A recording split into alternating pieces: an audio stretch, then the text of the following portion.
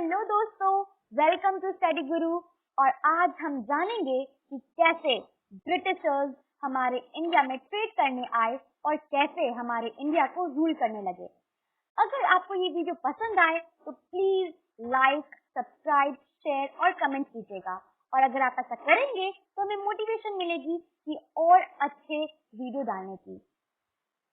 तो हमें पता है कि मुगल के डिक्लाइन के बाद ब्रिटिशर्स आए। अर्ली 15th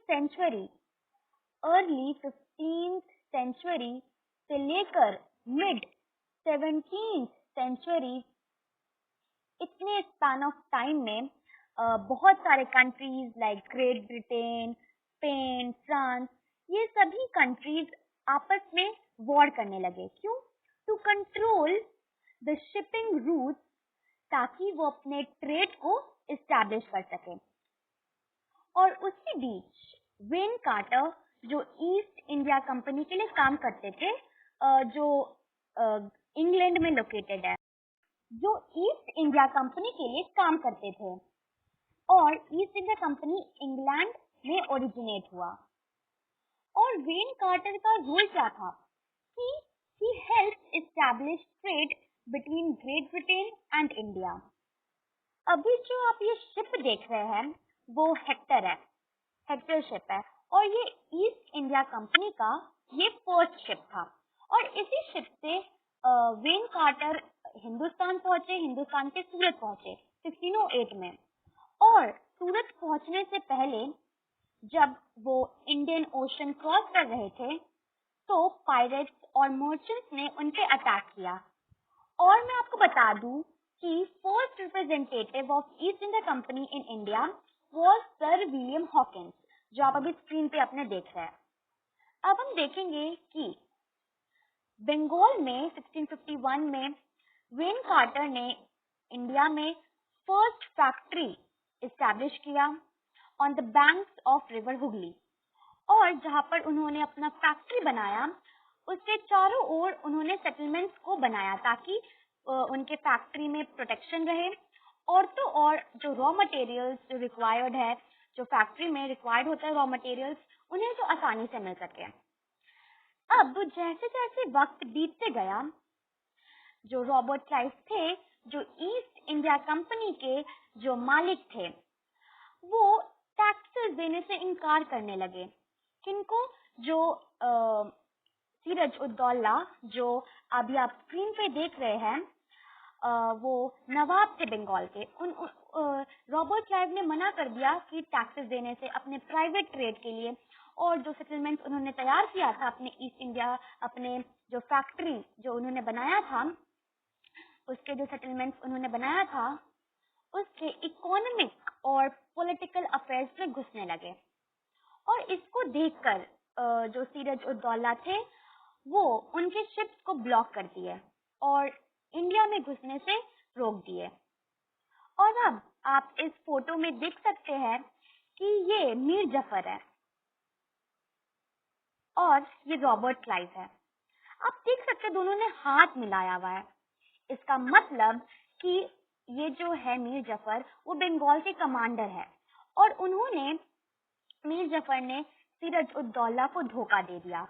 वे रॉबर्ट क्लाइव के साथ हाथ मिलाकर उनका सपोर्ट करने लगे और दोनों ने साथ होकर सिराज-उद-दौला को अपने पद से हटाकर मीर जफर बंगाल का न्यू नवाब बन गया।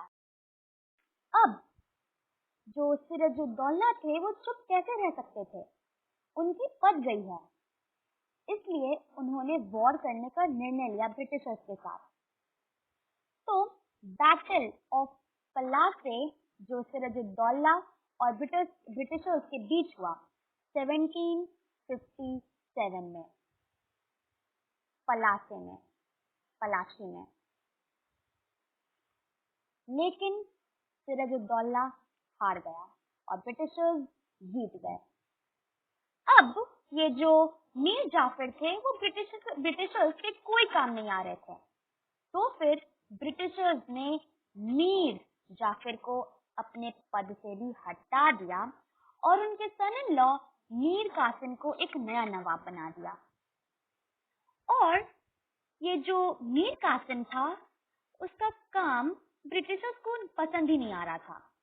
तो फिर बैटल ऑफ बक्सर जो 1764 में फॉट हुआ था ब्रिटिशर्स के बीच और कंबाइंड आर्मी ऑफ बंगाल और मुगल। लेकिन ये जो combined army of Mughal, Bengal और अवध हार गए और ब्रिटिशर्स फिर जीत गए। तो अब तक हमने क्या देखा कि जो ब्रिटिशर्स है वो बैटल ऑफ पलासी में भी जीते और बैटल ऑफ बक्सर में भी जीते। अब बैटल ऑफ बक्सर के बाद ब्रिटिशर्स ने मीर जफर को फिर ले लिया, स्वीकार कर लिया, लेकिन मीर जफर को पर मंथ 500,000 ब्रिटिशर्स को पे करना पड़ता था। अब हम लोग बात करेंगे बैटल ऑफ सेरिंगपटम के बारे में। उसमें मैसूर और ब्रिटिशर्स के बीच वॉर हुआ था। वो वॉर 1799 में हुआ था, जिसमें टीपू सुल्तान जो एक ब्रेव जनरल था और हैदर अली का बेटा था वो मार दिया गया था। अब हम लोग बात करेंगे फर्स्ट एंग्लो मराठा वॉर जो 1775 टू 1778 में हुआ था। Okay, first Anglo Maratha war. और इसमें क्या हुआ कि जो मराठा रूलर्स थे नारायण राव और रघुनाथ राव, उन दोनों के बीच कंपटीशन हो रहा था पावर के लिए और इसी का फायदा ब्रिटिशर्स ने लिया। ब्रिटिशर्स ने रघुनाथ राव को सपोर्ट किया और फिर क्या हुआ, नारायण राव हार गए और treaty of Salbai which happened in 1782, उसमें क्या हुआ कि माधव राव टू को उन्होंने पेशवा मान लिया और रघुनाथ राव को उन्होंने ब्रिटिशर्स ने 3 लाख पर ईयर देने का वादा किया। अब हम लोग आएंगे सेकेंड एंग्लो मराठा वॉर जो 1802 और 1805 में लड़ा गया और इसमें भी मराठा हार गए और ब्रिटिशर्स जीत गए। और ट्रीटी ऑफ बैसिन जो 1802 में हुआ उसमें था कि पेशवास को सूरत सरेंडर करना पड़ा और वो ब्रिटिशर्स के कैप्चर में आ गए। अब हम लोग बात करेंगे थर्ड मराठा एंग्लो वॉर। उस वॉर में भी मराठास डिफीट हो गए और पूना ब्रिटिशर्स ने बॉम्बे प्रेसिडेंसी में डाल दिया। अब ब्रिटिशर्स ने डॉक्ट्राइन ऑफ लैप्स जारी किया जो स्टेट करता है कि if an Indian ruler dies without a male heir, his or her territories will be immediately annexed by the Britishers. अब हम लोग आते हैं Sikh war, first Anglo Sikh war. अब ये जो फर्स्ट एंग्लो सिख वॉर था वो 1845 टू 1846 में लड़ा गया था। अब इसमें जो सिख रूलर थी वो रानी जिंदल थी और उन्होंने अपने आर्मी को कहा सतलज, अपने सिख आर्मी को कहा कि सतलज को क्रॉस करने, लेकिन रिजल्ट क्या हुआ कि जो ब्रिटिशर्स हैं वो सिख्स को डिफीट कर दिए और सतलज को क्रॉस करके लाहौर ऑक्यूपाई कर लिए और ट्रीटी ऑफ लाहौर को लागू किए जो स्टेट करता है कि 2/3 of Lahore was occupied by the Britishers. अब आते हम लोग सेकेंड एंग्लो सिख वॉर जो 1848 टू 1849 में लड़ा गया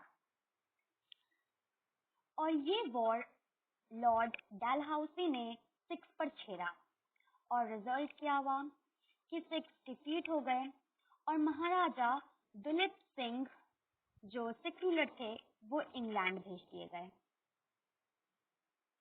अब इतने वॉर्स लड़ने के बाद अब ब्रिटिशर्स इंडिया को रूल करने लगे और इंडिया को 3 प्रेसिडेंसीज में डिवाइड कर दिए। आप देख सकते हैं अपने स्क्रीन पे, बंगाल, बॉम्बे एंड मद्रास प्रेसिडेंसी। और हर एक प्रेसिडेंसी को एक गवर्नर जनरल रूल करता था। और जो फर्स्ट गवर्नर जनरल था वो वॉरेन हेस्टिंग्स था। और ये जो वॉरेन हेस्टिंग्स थे वो इंडिया के जस्टिस सिस्टम को रिफॉर्म करने की कोशिश की। अब ये जो वॉरेन हेस्टिंग्स थे उन्होंने उन्होंने जस्टिस सिस्टम को 1772 में रिफॉर्म किया और उनके according each district has 2 courts, एक फौजदारी अदालत और एक दीवानी अदालत। फौजदारी अदालत मतलब क्रिमिनल कोर्ट एंड दीवानी अदालत मतलब सिविल कोर्ट। और इसी के साथ वो ब्रिटिशर्स इंडिया को रूल करने लगे। इसी के साथ मेरा वीडियो खत्म होता है। अगर आपको ये वीडियो पसंद आए तो प्लीज लाइक, सब्सक्राइब, शेयर और कमेंट कीजिए। Thank you. जय हिंद।